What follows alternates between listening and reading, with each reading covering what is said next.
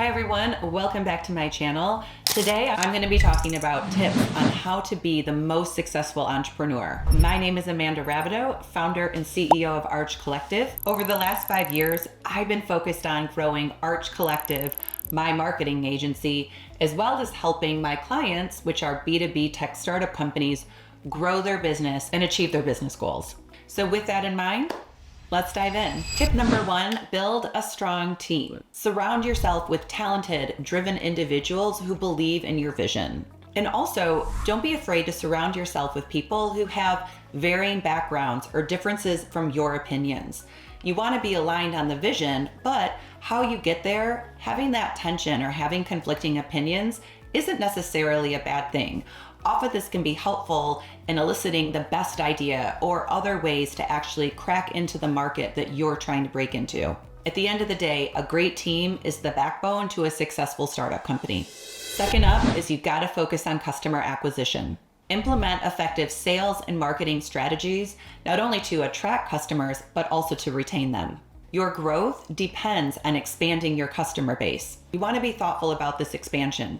Be sure to identify your target audience and focus on going after that one main target audience. It's easy to get distracted by all the different possibilities out there. If you've been watching me for a while, you probably heard me talk about the FOMO of revenue, or the fear of missing out on revenue. Don't let this be the Achilles heel of your startup company.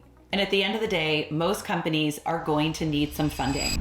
So number 3 is secure your funding. Whether it's through venture capital or investors or crowdfunding or simply your friends and family, ensure you have the financial resources to actually support the growth plan that you have in place. I've seen time and time again that entrepreneurs underestimate how much time it's going to take to acquire customers and how much it's going to cost to acquire them. You need to at least have a hypothesis for that cost of acquisition. And once you have that baseline, you can work towards decreasing or slowly reducing your cost to acquire new customers.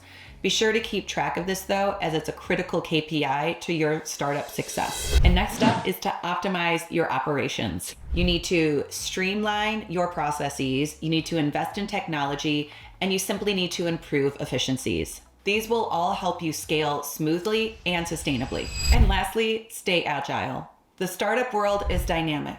Being able to pivot quickly in response to market changes can make all the difference. Well, there you have it. I'd love to hear though, what scaling strategies are you using that you find are working the best right now? Share your experiences in the comments. And don't forget to like, subscribe, or hit the bell button for more startup advice. Until next time, keep hustling. Thanks for watching, and I'll see you next time.